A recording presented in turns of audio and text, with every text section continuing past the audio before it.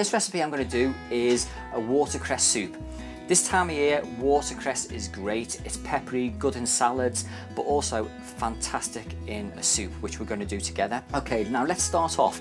I've got some potatoes here. I've washed these, and what I've done is, for the watercress soup, is I've peeled them, quite chunky, and we're going to keep these back here because these are going to be for our fish cakes later on in the recipe. Half a red onion, and we keep the other half red onion back because this is going to go for one of the mackerel recipes which I'll be using later on. I've got the garlic and ginger, some chopped leeks, some seasoning, salt and pepper. Now I put some creme fraiche in the recipe and you can use it if you've got it. I opt for double cream. I've got some veg stock, a little bit left wine over from last night, and don't say you don't have any wine left over because you'll be telling the porky, and some chopped herbs and this lovely watercress we've got. I've just put the butter, the garlic and ginger. I'm also going to pop in the leeks, okay, and also the red onion. And then what we're going to do here is I'm just going to pop those on a medium heat. We're just going to bring this up and we're just going to let that sweat down and cook in the butter itself. Now, I'm going to put on a small lid on that, but I don't have a lid, so I'm going to use a saucepan. And again, it's just utilising what you've got available and lying around. And this is softened up beautifully. What we're going to do now is just going to turn this down onto a low heat, okay? And then into that, I'm going to pop into the potatoes, okay? And also, I'm going to pop into there the little bit of veg stock. That little bit of wine you've got left over.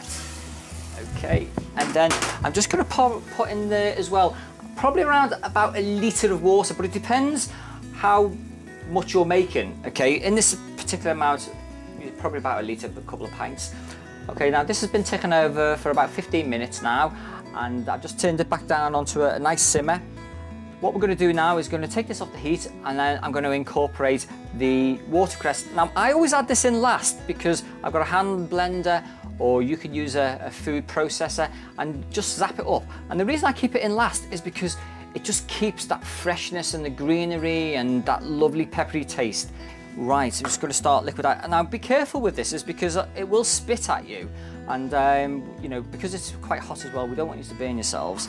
So we're just doing it gently, just to break that in, okay? And you see that lovely colour of that watercress there? Just going to start adding in a little bit of the double cream as well. Okay, we're just going to test for, obviously, flavours. Oh yeah, that's lovely. Now, to me, that doesn't need any seasoning, but, you know, this is a personal preference. I've got the peppery from the watercress. I've got the veg stock in there again, so that gives me a nice little bit of saltiness and seasoning. But this is gorgeous. Oh yeah. I've got some bread left over from last night. Okay, what I've done is I've taken the garlic and the ginger marinade. I've added a little bit to some butter which I've got left over and softened up, and I've just spreaded it on some old bread which I've got, which is only going to be chucked away. I'm just going to sprinkle over a few of the chopped herbs which I've got left over, and I'm just going to pop this on a tray.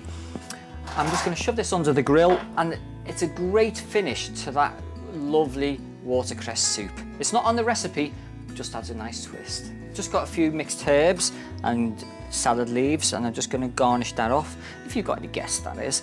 And I'm just going to get the garlic bread, and I'm going to enjoy that for lunch.